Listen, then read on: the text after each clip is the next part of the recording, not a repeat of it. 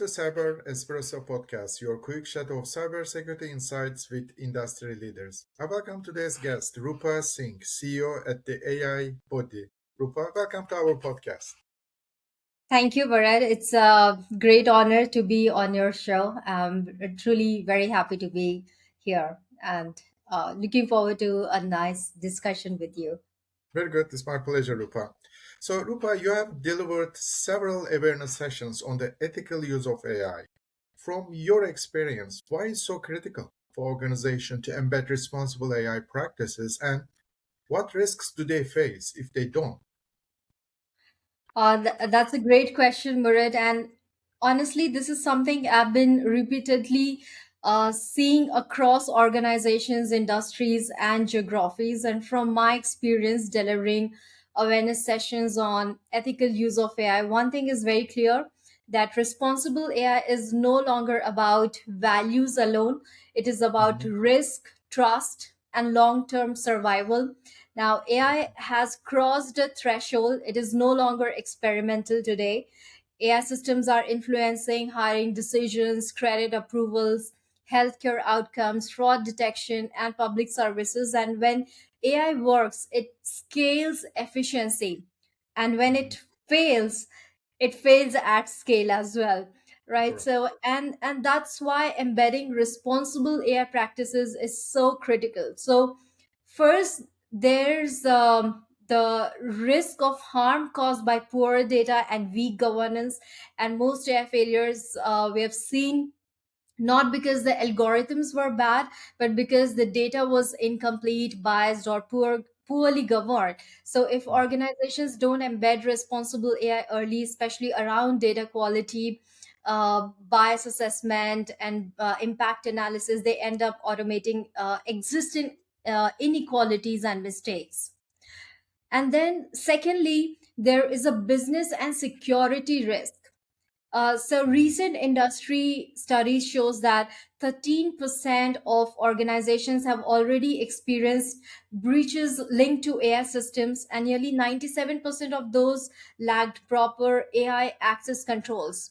And then we have shadow AI, employees using AI tools without oversight, and that has grown rapidly and significantly increases data leakage and IP risk. So these are not hypothetical risks, they are happening right now. And the third is there's a regulatory and legal pressure. So we have Mhm. reached a global inflection point. Around 70% of companies now have data privacy laws, and AI specific regulations such as EU AI Act are becoming enforceable. By 2026, organizations would not be asked whether they care about ethics. They'll be asked to prove governance, accountability, and oversight. And without responsible AI practices, the organization simply won't be defensible under audit or investigations. Yeah. So still the AI is a big hype. A lot of companies are investing. So how organization or the leaders will strike the balance being innovative using AI, and they should, and we should, but also balance as you rightly suggested, some gaps in the ethics, in the governance. What will be the striking balance? Okay, I would like to start this question with an ancient Indian wisdom, and there's a powerful idea from Bhagavad Gita. So it says, before action, there must be right intention. So modern AI organizations skip this step far too often. And before models, before matrix, and before speed, there is intention. And one of the most powerful ethical questions an organization can ask is not can we build AI, but do we truly need to innovate here? And if the answer is yes, then the real inquiry begins after that. So, what kind of problem is this AI solving? Is it a real human problem or just an efficiency problem masquerading as impact? Or for whom is this system designed? Is it for customers, employees, shareholders, society, and which part of society, right? And then, as just as importantly, who is excluded when the AI system is designed? Because exclusion is rarely accidental in AI, it is often invisible. So ethical AI does not start with guardrails, it starts with honest intention setting. And the second one is assessing impact. Now most organizations are good at asking what's the short term impact. It would be faster decisions, lower cost, better predictions, but ethics lives in the longer arc of time. And so we must also ask what is the long term impact and on which layer of reality. And if you break this down, it leads to individual impact. Does this AI diminish agency, dignity, or autonomy? Is it leading to social impact? Does it reinforce bias, inequality, or power asymmetries? Or ecosystem impact? Does this affect markets, labors, creativity, or trust? Or interconnectedness systems? Now, because AI never operates in isolation, a model in HR affects livelihood, a model in healthcare affects families, and a model in finance affects entire economies. So ethics is not about one outcome, it's about systemic ripple. So and I also talk about coherence, resonance, and alignment. Coherence is about, do values, strategy, design, and deployment tell the same story? And then resonance is, do employees, users, and stakeholders believe this AI is responsible, or they just hear it? And alignment, does leadership behavior match ethical claims? So if we do all of that, then we can definitely ensure that it is we are able to balance innovation and ethics. And the most important thing is um, you know understanding the gap between AI technology maturity and AI ethics maturity in organizations. So most organizations are far more mature in building AI than in governing it ethically. So how advanced, understanding this question, that how advanced is our organization in building, deploying, and scaling AI, that is AI maturity. But what do we mean by AI ethics maturity is, how capable are we of ensuring AI decisions are responsible, fair, explainable, and accountable over time? So when these two maturities don't grow at the same speed, this is where imbalance happens.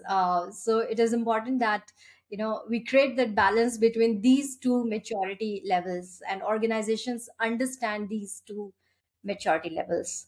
Yeah, well said. So let's talk about your book. I love the title, The AI Ethics with a Buddhist Perspective. So what is the inspiration behind? Okay, that's a great question, and I'm often asked this question. So it actually started with the realization, and the more I was learning about AI, working with AI systems, policies, organizations, it became clearer to me that AI ethics is not fundamentally a technological problem, Mhm. and at its core it is a human problem, and what creates harm or benefits are the human intentions behind it, our fears, our insecurities, our desire for control, speed, dominance, profit, or certainty. And when those inner drivers remain unexamined, AI simply amplifies them at scale. And we all draw inspiration from our lives experiences, and we know these human emotions, right? So, and Buddhism also, it does not start with tools or outcomes, it starts with consciousness. And it teaches us that suffering arises not from external objects but from craving, fear, attachment, ignorance.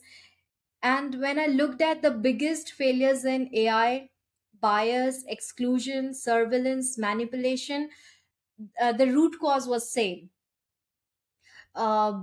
Is the root cause of the human emotions, which was getting embedded into AI systems. And also the Buddhism talks about eightfold path, that is right intention, right action, right livelihood, right mindfulness. And these are not religious ideas, they are ethical operating principles. So what if AI ethics focus less on, and I was concerned about the fact that if we focus less on um, checklist and Mhm. more on cultivating right intention in those who design, deploy, and govern AI. And also the interconnectedness, another core Buddhist idea that deeply influenced the book, is interconnectedness. And in Buddhism, nothing exists in isolation, every action creates ripples. And in AI this is profoundly true. So a decision made in one part of the world, a data set collected without consent, an algorithm optimized only for profit, can have consequences thousands of miles away. Now, if you look at a biased model trained in one country, can deny opportunities in another, reinforce inequality elsewhere, and shape narratives globally. And AI makes interconnectedness visible and unavoidable. So, ethical responsibility can no longer stop at it is legal here, it works in our market, or it is not our problem. But Buddhism teaches us to move beyond the self towards a greater good. And it constantly invites us to look beyond the self, beyond my success, beyond my company, beyond my nation. And that perspective is missing in many AI ethics conversations today. So, too often AI ethics becomes transactional, commercial, reduced to technical controls. That's important, but it is incomplete. And what is missing is a deeper inner compass that guides human decision making before any code is written. So responsible technology follows naturally when when humans operate from awareness rather than fear, and it is about who we are becoming as humans in the age of intelligent machines.